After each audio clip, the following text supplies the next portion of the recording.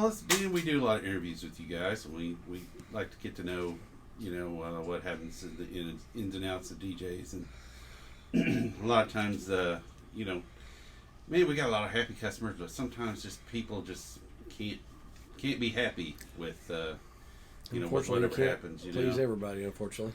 You guys, can you tell me a little bit about one time where something happened here recently? Yeah, recently, I mean, we do our best to try to make everyone happy. Now, we're only human, and there are times when we do fail, and if we do fail, we will let you know. But if we don't fail, I'm not going to own up to anything that we have not done. But just recently, we had a lady come in. She came in on our special that we have going for our AC, and it is a special. She claimed that it wasn't. That's what we charge all the time. No, it's really that much off. Generally, it's about 1.4 hours to do that AC special, and it's generally about $175. Well, it's $89.95, and that's what she was charged. But she claims that it wasn't that, and she claims that.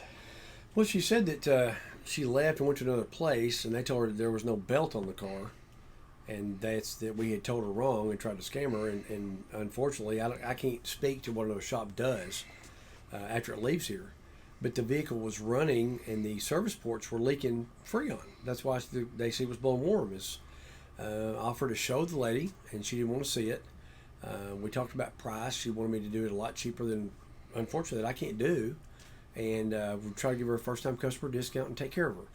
It's not about taking somebody's money. It's about taking care of them so they come back. That's what our customers are family. Unfortunately, you can't make everybody happy. And I stress over that and learn the hard way. Sometimes you can't make everybody happy. I wish that I could, but you just can't. I mean, anyway, so she left and left us a review and said she was unhappy, and I wish she would have called me or something. I tried to make her happy before she left, and she told me they were going to leave. They didn't have the money. We were going to come back a couple of days later, and then she didn't come back. She left us a bad review, and I hate when stuff like that happens. And we take our reviews very serious. Yeah, because I want to learn from every review, but there's just sometimes on these reviews they're not founded. So how can you learn from that when they're you can't make that person happy? And that person, when you go look at their reviews that they placed on everyone else, 100% of them were negative, not a single positive. Right. So that being said, here's what I ask y'all. We're not perfect. We do our best to make y'all happy. Right. And we do what we think is right for you, not for us.